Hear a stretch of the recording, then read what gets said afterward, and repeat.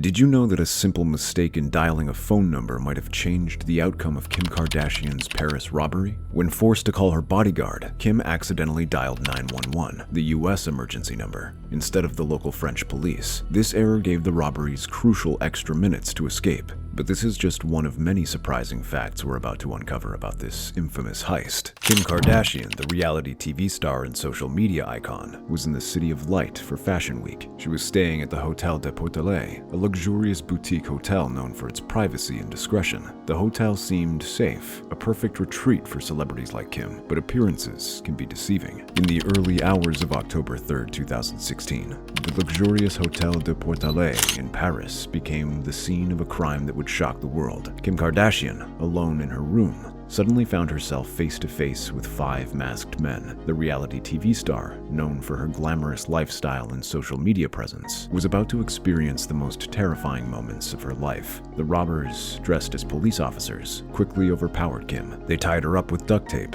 and zip ties, leaving her helpless and afraid. In those moments of sheer terror, Kim's thoughts turned to her family. She pleaded with the intruders, saying, "I have babies," hoping to appeal to their humanity and make them understand she had loved ones waiting for her return. As the robbers demanded her jewelry, Kim's fear intensified. She later recalled the horrifying experience, saying, "I kept on looking at the concierge because I didn't know who he was. And I'm like, what's happening? Are we going to die?" The uncertainty and helplessness she felt in those moments were overwhelming. The thieves were after Kim's most valuable possessions, including her $14 million engagement ring. This was the same ring she had proudly displayed on social media earlier that day, unknowingly providing crucial information to her attackers. In total, the robbers made off with approximately $10 million worth of jewelry, including 2 diamond Cartier bracelets, a gold Rolex, and other precious items. In a desperate attempt to call for help, Kim made a critical error that would have far-reaching consequences. Instead of dialing the local French emergency number, she mistakenly called 911, the US emergency number. This simple mistake, born out of panic and unfamiliarity with the local system, would prove costly. The misdirected call delayed the police response, giving the robbers precious extra time to make their escape.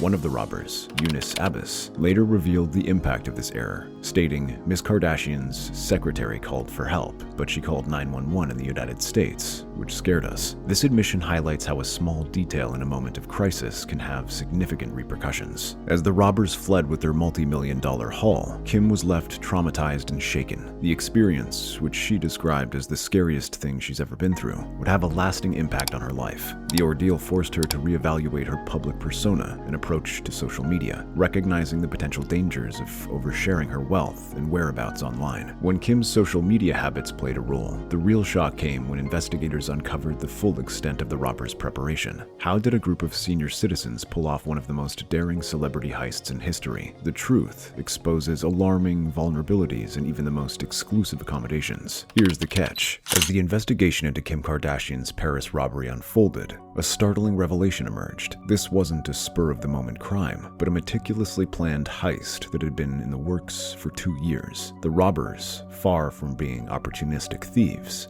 were seasoned criminals who had carefully crafted their strategy long before Kim set foot in Paris. At the heart of their plan was Kim's own social media presence. Eunice Abbas, one of the robbers, later admitted, "I went on the internet and I saw her jewelry. I saw her ring. I saw that she showed it everywhere." This statement reveals how thieves used Kim's online activity as a virtual treasure map, identifying high-value targets and tracking her movements. The robbers' extensive planning extended beyond just monitoring social media. They familiarized themselves with the hotel layout and studied the typical routines of high-profile guests. This level of preparation allowed them to execute the heist with tactical precision, despite an unexpected advantage: their age. Dubbed the grandfather robbers, the group ranged in age from 60 to 72 years old. This seemingly unlikely band of criminals leveraged their age to avoid suspicion, blending in with the upscale neighborhoods surrounding the Hotel de Portelet. Their experience in similar crimes, combined with their unassuming appearance, created a perfect storm of criminal expertise and camouflage. The Hotel de Portelet, despite its reputation for privacy and discretion,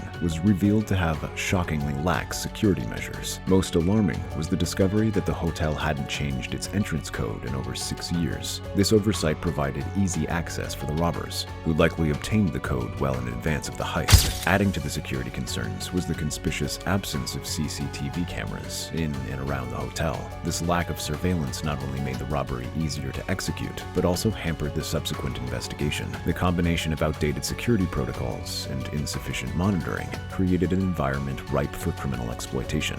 Abbas's candid statement about Kim's social media habits sheds light on the robber's mindset. Since she was throwing money away, I was there to collect it, and that was that. This shocking admission reveals how high-profile individuals' online presence can be perceived by criminals as an open invitation. While the robberies exposed the dangers of social media oversharing, its impact on Kim Kardashian was far more profound than anyone could have anticipated. What happened in the days and months following the incident, and how did it change one of the world's most famous women?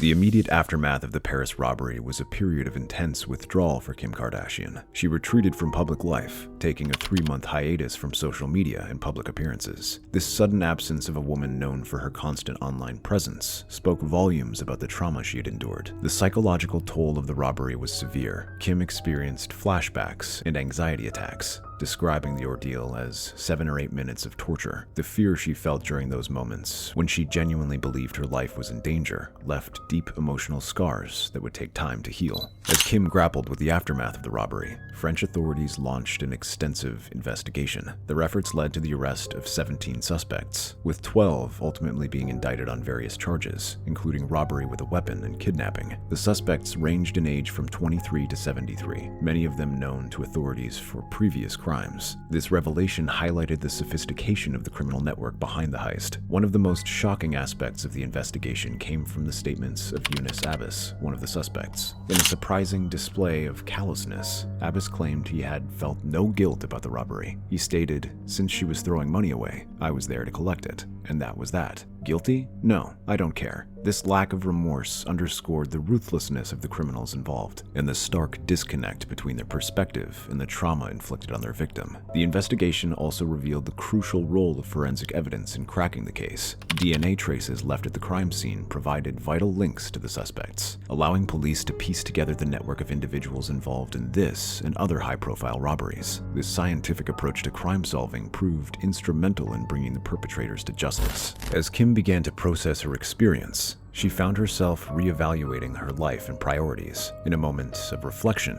she shared, "There was a lot of me that measured who I was by how much I had. Even though it was horrific, it really did deeply change me to where I now feel I can get back to myself." This introspection marked the beginning of a significant shift in Kim's public persona and personal values. The Paris robbery case sparked broader discussions about celebrity security and the potential risks of fame in the digital era. It raised important questions about the balance between public sharing and personal safety, especially for high-profile individuals. The incident served as a wake-up call, not just for Kim, but for celebrities worldwide, prompting many to reassess their social media habits and security measures. The aftermath of the robbery also highlighted the vulnerabilities in luxury accommodations catering to high-profile clients. The ease with which these robbers accessed Kim's hotel room exposed serious flaws in security protocols, leading to industry-wide conversations about improving safety measures for VIP guests. As the dust settled on the Paris robbery, a surprising transformation began to unfold. Could a traumatic event that exposed Kim Kardashian's vulnerabilities actually lead to a positive change? The answer would shock even her closest followers. In the aftermath of the harrowing incident,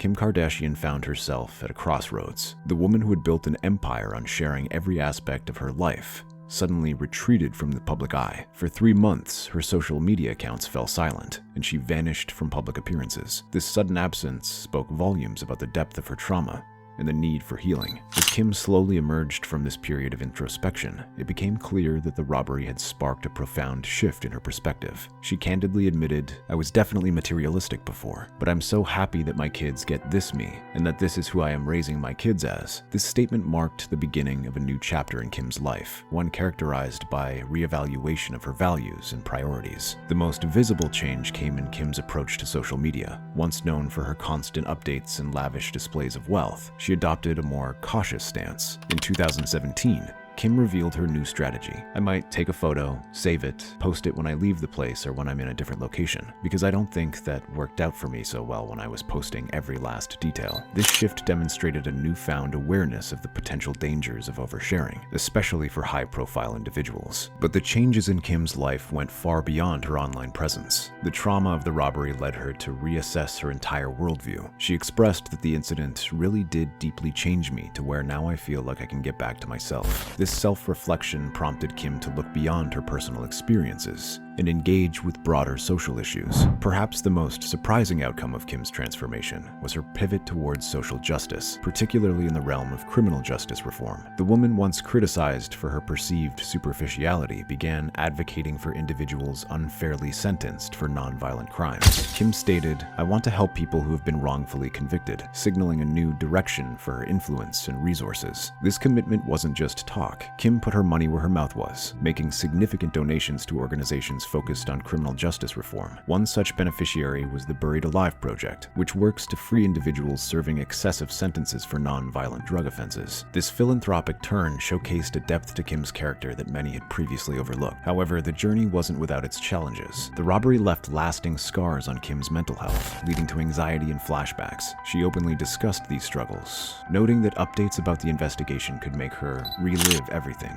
and were still very tough for her to deal with. This honesty about her ongoing mental health journey added another layer to her evolving public persona. Kim's transformation serves as a powerful reminder of the potential for growth even in the face of trauma. What began as a terrifying ordeal evolved into a catalyst for positive change, reshaping not only Kim's approach to her public life, but also her personal values and goals.